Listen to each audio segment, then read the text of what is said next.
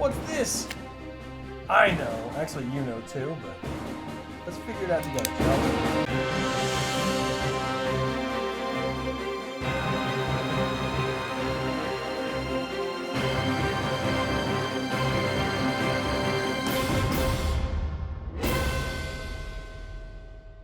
Come on. So, what we got here is what I call an advanced Dungeons and Dragons lot. Now, this is all print on demand. And in truth, I already had all this stuff years ago, but like an idiot, I gave it away. Because I was like, I'm never going to play this game again because I'm a grown-up. Which clearly is not true.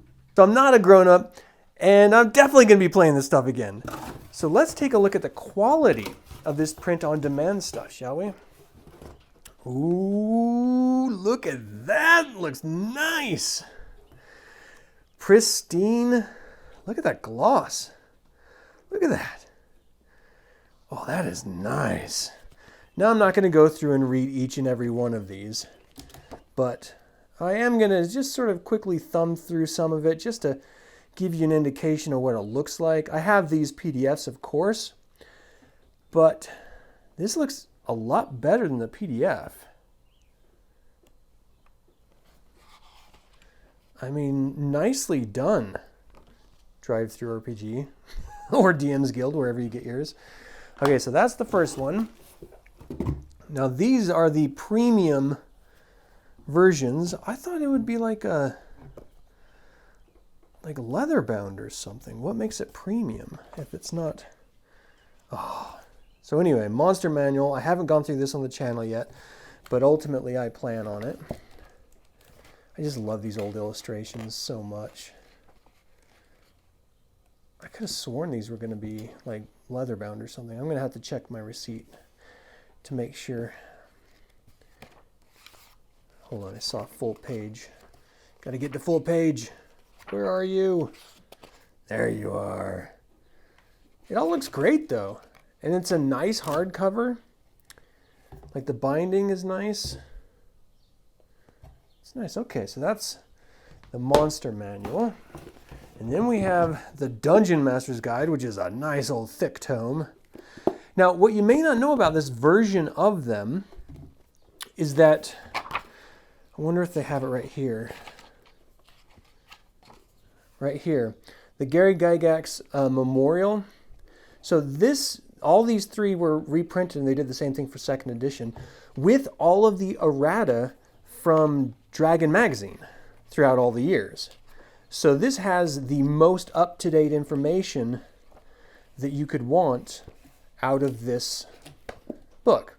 You don't have to go anywhere else for updates or anything. It's all contained herein, which is really cool. That was not a thing when I was a kid, you know? So I appreciate that. That looks great. And of course, we got the Players Handbook. You can't have any of the others without this. This tells players everything they need to do. This was, here's my dog smelling it. This was back in an era where players were not allowed to look at the Dungeon Master's Guide. Oh no, I bent it. Ah, no. But you do see the same. The legend lives on. Fund reference. And so, you know, the regular rules of the game, players were not meant to know. They only knew what was in this book, and it was up to the DM on whether or not they shared any other information. They would sit behind a DM screen traditionally, have secret roles, do everything in private, and just, you know, ultimately tell the story with the players. It's a very interesting way of doing it, and it's the way I prefer because ultimately the DM is the final arbiter. And having someone sit there and argue the rules or argue, you know, particular rulings makes for a really contentious and frustrating game experience. So I prefer this method. And of course, ladies and gentlemen, we have to have this bad boy, right? Dragonlance Adventures. So this came out after all of the modules were published as a sort of culmination, correcting any issues that they had. There was 2 previous source books. DL5, Dragons of Mystery, was the first source book for Dragonlance. And then there's another one, I can't remember if it was like DL9. I can't remember now. But it had more source book information. So those were collected into this one volume. And it has, gosh, these look so good. This is what really frustrates me, is that you can do print on demand with these, save some money because it's not that expensive, and the quality is just great. Whereas if you bought it on the secondary market, your binding's going to probably be messed up. There's going to be markings all over different different pages, and people are going to hike up the prices because they're original printing.